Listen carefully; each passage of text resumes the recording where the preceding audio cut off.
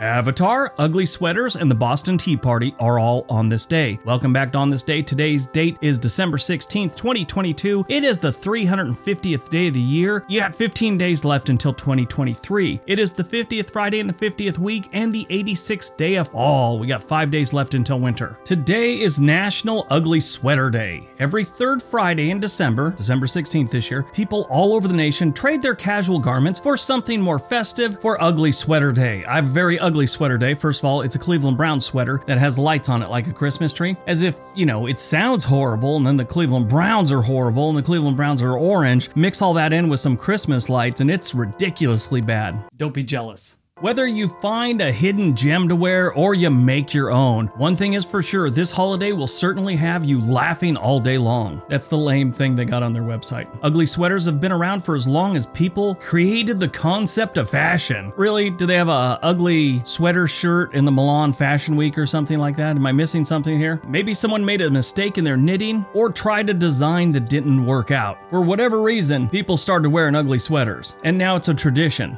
All right, let's see what else December 16th has given us. 1773, the American Revolution, the Boston Tea Party. Members of the Sons of Liberty, disguised as Mohawk Indians, dump hundreds of crates of tea into Boston Harbor as a protest against the Tea Act. Now, one thing to keep in mind, this is before coffee really made it to the United States, and there was no soft drinks, and juices really weren't that common. People drank alcohol, and they drank water. That was about it at the time. So tea was a big thing in Europe and the United States, or the colonies at the time. And there were only a few companies that actually delivered it to the United States, or what would soon become the United States. So they were already charging top dollar, and then they throw a tax on top of it. Yeah, this angered a lot of people. I think Dennis Miller said it great one time. He was talking about like gun violence in the United States or something. He said, what do you expect from an angry country like us? We started a revolution over someone putting a tax on our morning beverage. 1826, Benjamin W. Edwards rides into Mexican-controlled Nacogdoches, Texas, and declares himself the ruler of the Republic of Fredonia. Now, Fredonia didn't really exist at the time as far as the settlers were concerned. See, there was already settlers there, and this dude shows up and says he owns the property. Now, what had happened, him and his brother Hayden had been petitioning the Mexican government and different state leaders in Mexico to carve out a little piece of Texas for their own and basically rule it like a monarchy. Well, they eventually let them have the land. Since there were settlers there, these two showed up and said they're the new,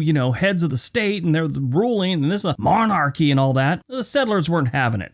So the Republic of Fredonia didn't last long. One of the rules the new emperors of Fredonia had was you had to work the land. If you were just basically staying there, even if you owned the land, if you settled the land and you weren't turning it into a farm or a mine or something like that, they considered it forfeited and they'd take your land and usher you off. One thing led to another and there was a rebellion. Nobody died during the rebellion, even though Indian chief who had aligned with the brothers was killed by his own tribe because it wasn't a good move. In 1930, the bank robber Herman Lamb and members of his crew are killed by a posse of over 200 men following a botched bank robbery in Clinton, Indiana. 1937, Theodore Cole and Ralph Rowe attempt to escape from the American federal prison on Alcatraz Island in the San Francisco Bay. Neither are ever seen again.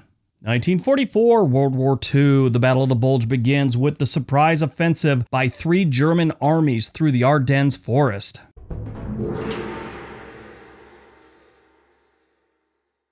Was an ugly battle. I mean, the German army were pretty much on their heels at this point, and I guess the Allies really thought that they were a defeated army. And then on December 16th, 1944, surprise, they weren't totally defeated. This was one of the bloodiest battles of World War II. The Germans had over 100,000 casualties, and the Americans had around 81,000. At the time, the German military, Nazi Germany, was hemmed in on 3 different sides. They had to do something to relieve the pressure. If they would have attacked the Eastern Front into Russia, it wouldn't have done anything. The attack would have been just swallowed up by the Red Army and the cold, and nothing would have happened. If they would have attacked to the south on the Italian front, nothing really would have happened. It wouldn't have changed their situation much, so the smart move was to press to the west. The Western Front was their best bet to relieve this pressure. The Germans were pretty smart on a couple different things. They moved their troops through one of the thickest parts of the forest at night, and then then during the day, they would basically hide out in villages all across the Western Front, putting their vehicles in barns whenever they could, or leaving them in the forest where reconnaissance aircraft couldn't see them. As the Germans attacked, they kind of got lucky. A lot of the troops that were in place here were kind of on a working vacation, I guess you could say. This was meant to be just a quiet station. They would hold the line and nothing was really going to happen. At least that's what the Americans thought. A lot of these troops were replacements and didn't have a lot of experience. They had actually heard the German tanks moving in a few different areas, but just assumed that was something else. Their inexperience didn't tell them, hey, something ain't right. Well, on the morning of the 16th, something wasn't right. Most of the soldiers were sleeping and they were woken by rockets and artillery and tanks on a full blitz. Hitler told the commanders that he wanted to have a serious artillery pounding before they moved in,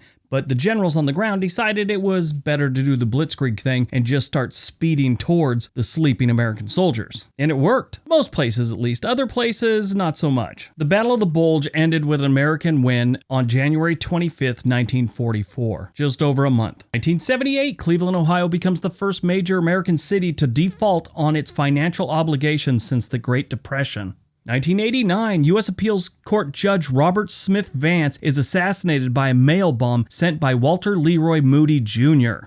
Movies released on December 16th, 2022. Today, Avatar: The Way of the Water. This is a direct sequel to James Cameron's groundbreaking 2009 blockbuster Avatar. The film follows Jake Sully and his 9-foot-tall alien girlfriend, and now his wife, as they raise a family and do everything in their power to stay together. The first one was amazing. It's some of the best graphics you'll ever see in a movie, and it was done over 10 years ago. But this one stars Zoe Saldana, Kate Winslet, Edie Falco, Sam Worthington, Giovanni Ribisi is in this one. Looks really good. Born on December 16th, 1946, Benny Andersson, Swedish singer, who eventually married his bandmate from ABBA, Frida Leikstad. He has won 4 Swedish Grammy Awards. Died on December 16, 2018, Lee Leonard, one of the founding members of CBS Sports and ESPN. He worked as a midday radio host on New York's WNBC AM before joining CBS Sports. He launched the NFL on CBS in the early 1970s. After Brent Musburger took over Leonard's show at CBS, he moved on to ESPN. He died of natural causes at the age of 89 on December 16, 2018.